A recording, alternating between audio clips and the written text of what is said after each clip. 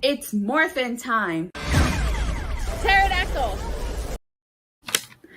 Hi there, this is Datila with Rangers of Wrestling, bringing you the It's Wrestling Time AEW Dynamite post show. Wow, where do we even start? Tonight's AEW Dynamite kicked off with an amazing promo between CM Punk and MJF. This promo, wow, they took shots at each other and they made WWE references and mentions. Okay, so let's start from the beginning. So I think we were supposed to start with CM Punk versus QT Marshall, but that didn't happen because as soon as CM Punk came out, MJF interrupted him.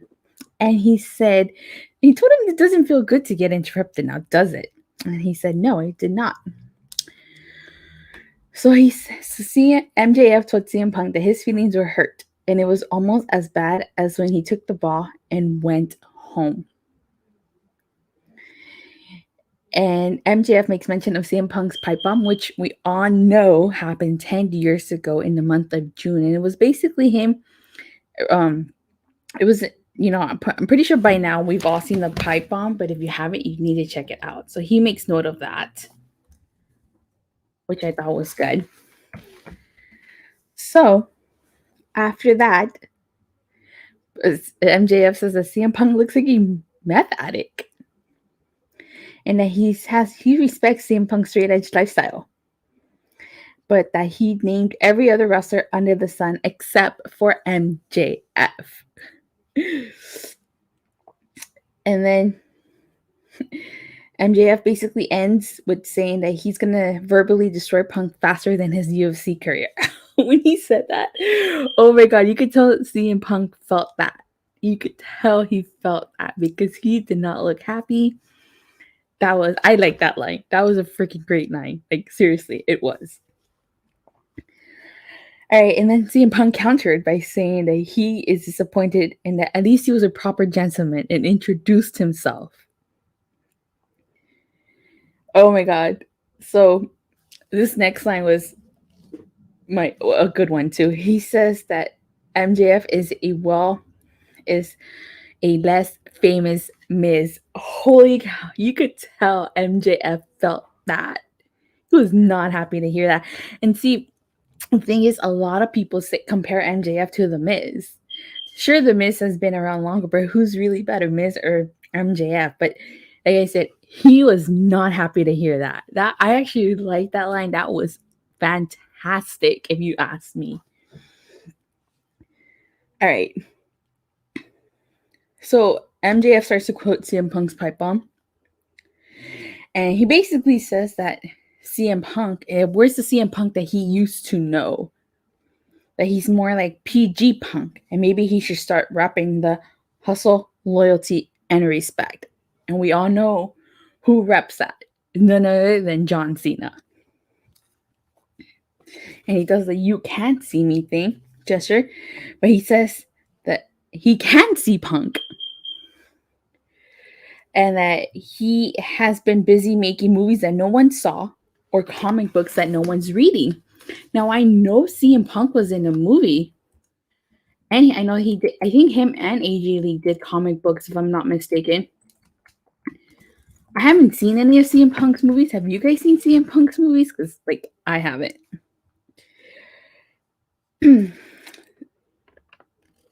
So then he says in the other company, he should have been the top guy, referencing WWE, because we all know CM Punk was in the other company. So it just gets better. Because it gets better. All right. So then he said that MJF tells CM Punk that he'll always be second best behind the "you can't see me" man, referring to John Cena, and the King of Kings man, referring to Triple H. And that Punk said that while he was selling out Madison Square Garden, MJF was too busy being a fanboy over Rosie O'Donnell, referencing the fact when MJF was a kid, he was on the Rosie O'Donnell show. Jose Montana saying, "I never saw a CM Punk movie." Me neither, but one of the ones that he did apparently actually got good reviews. It was like, I think, a Netflix movie or a straight to DVD movie. I don't know, but it got good reviews. I might check it out. And he says that MJF can't back up anything without his backup. And he starts to name Wardlow, FTR, Sean Spears. Well, they were just throwing shots at each other. I really, really like this. And he says that MJF doesn't realize he's been replaced by Dr. Britt Baker, DMD. And starts to say, who's the man around here? And he says that he'll be number one if he waits around long enough for Tony Khan to have a daughter that MJF can marry. Taking a dig at Triple H, because we all know Triple H is married to Vince McMahon's daughter, none other than Stephanie McMahon. This was a great way to kick off AEW Dynamite. Like, I really, really enjoyed this promo. I liked it so much, I might go back and watch it again. If you missed the whole show, this is the one thing you need to see. This was a great promo. Both guys sold it. I'm super excited for the Punk versus MJF match. Like, this could have ended it. Dynamite too. This was a great way to kick it off. I think it was like, what, a 20-minute promo? It didn't even feel like it was 20 minutes. It did it. That's how good it was. This was followed by CM Punk versus QT Marshall, which, in my opinion, wasn't that much of a great match. I mean, it was an okay match. But, I mean, I'm just not a fan of QT Marshall. Punk, I have nothing against Punk. I like CM Punk. It was just QT Marshall didn't do it for me. Of course, CM Punk won. They're in Chicago. What more can I say about this match? Then we get a Christian Cage and Jurassic Express segment backstage saying that they're damn near unbeatable. CM Punk, Steve Callahan saying it was all right. Yeah, it was okay. It wasn't like a main event match or anything. I mean, again, it's not Punk. I just think that it's QT Marshall. I don't care for QT Marshall. So back to the segment. He's saying that Christian Cage basically said that Jurassic Express is the number one tag team and that he's going to make sure they win the tag titles. First of all, when did Christian Cage become an official member of Jurassic Express? And where the hell is Marco Stunt? It's like Christian Cage came in and totally took Marco Stunt's place in this team. So Marco Stunt's been replaced, apparently. Maybe. Who knows? Then we had Gun Club versus Bear Country. This match, it didn't do it for me either. It was a quick match. Gun Club was victorious, but it's just, you start off with such a great promo, and then you follow it up with these two matches. It kind of brought the quality down, if you ask me. That's just my opinion, though. Marco went back to school. Oh my god, that's funny. So, like I said, the only notable thing is that Sting and Darby Allin came out to attack the Gun Club at the end. That was the only thing. But I didn't care for that match. So then we had a Bobby Cole Adam Fish segment. Basically them saying that the week has sucked for them, which it has. They lost at everything pretty much.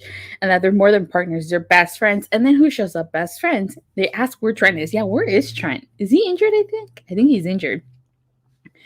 And then basically Bobby Fish and Adam Cole are tired of being disrespected. But that was a good little segment to set up a match. Then we had the quarterfinals of the TBS Championship Tournament. It was Thunder Rosa versus Jamie Hayter. This is where things picked up again. This was a great match. I really enjoyed this match. Of course, Thunder Rosa won. That, even though Dr. Britt Baker and Rebel tried their best to get involved, they inadvertently cost Jamie Hayter the match. Then after this, we get a quick backstage segment with Chris Jericho, and he's making fun of 2.0 and Daniel Garcia, who interrupt him and said that he has a square head and looks like an ugly SpongeBob. So I guess this is just to set up maybe a future match between them. Then we get a Friendsgiving. Basically, the whole point of this segment is that I guess at All Out, Rio was never eliminated, so now she gets to face Dr. Britt Baker, and if she wins, she gets a future title shot. Thoughts on that? So things picked up again with Bryan Danielson versus Colt Cabana. Boom, boom, Colt Cabana. So this is a good match. I like this match. Definitely. What did you guys think of this match? Do you guys like this match? Because I liked it. Of course, Bryan Danielson was victorious. Now, here's the thing, though. AEW tends to have hometown guys win in their hometowns. Colt Cabana was from Chicago, but I didn't think that Colt Cabana would beat Bryan Danielson. There's no way Bryan Danielson is going to take his first loss to Colt Cabana. So I knew Colt Cabana. They basically pulled a WWE and allowed the hometown guy to take a loss. But in this case, it makes sense and it works because Bryan Danielson's not losing to Colt Cabana. So then after this, Tony Schiavone interviewed Bryan Danielson. And he said that when he debuted in Chicago, he had a different reaction. He wondered if it was him or if it was the audience. He says that they're fickle. Yes, he bought that fickle. If you guys all remember Daniel Bryan, he's that. When he was a Planet's champion, Daniel Bryan, which was my favorite incarnation of Daniel Bryan, by the way. And then Hangman Adam Page comes out and says he's going to make it a point. He can't think of a better place and time to face Bryan Danielson for the title than tonight. And then Bryan fires back and says, of course Hangman would want to face him tonight. He just had a match. And Bryan says, that's not cowboy shit. That's coward, shit.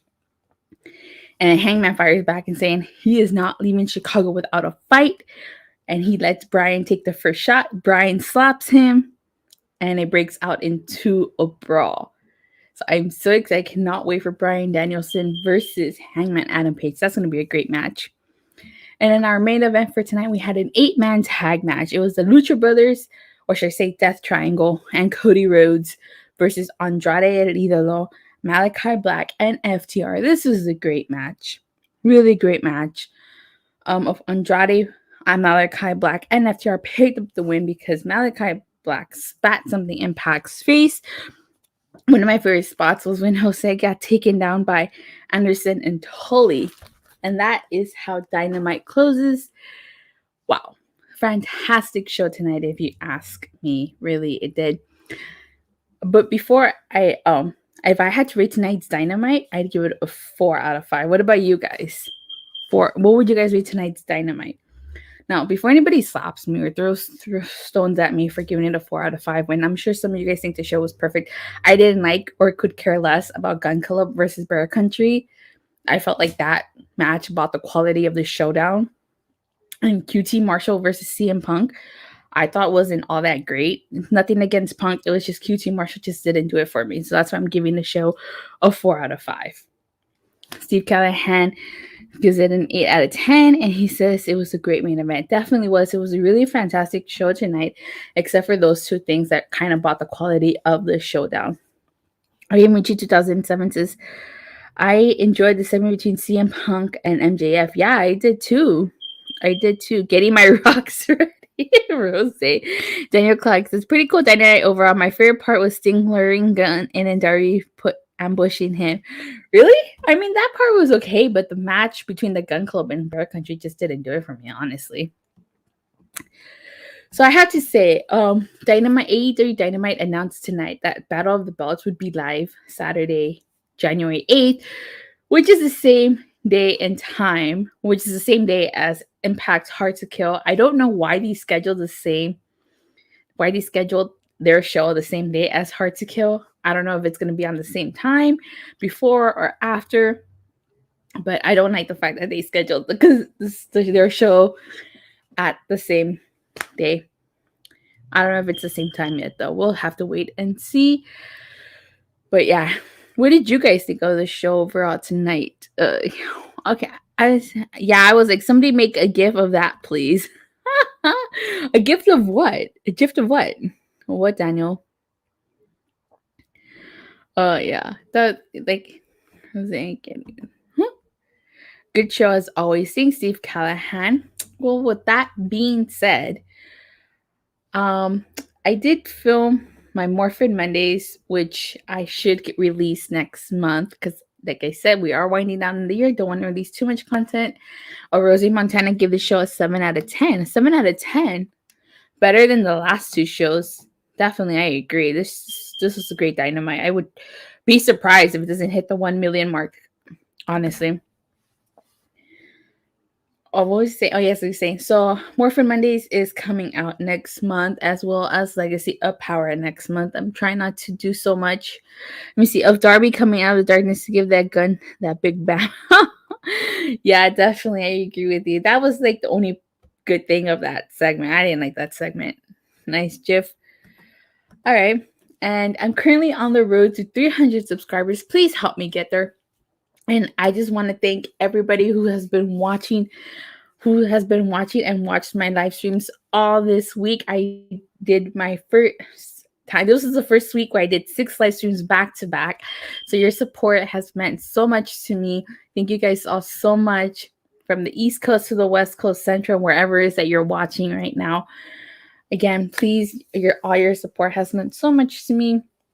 Please don't forget to like and subscribe, and make sure you hit that bell so you get notified whenever I go live. I hope you guys have a great night, and I will see you. Oh, and have a happy Thanksgiving, you guys. Bye.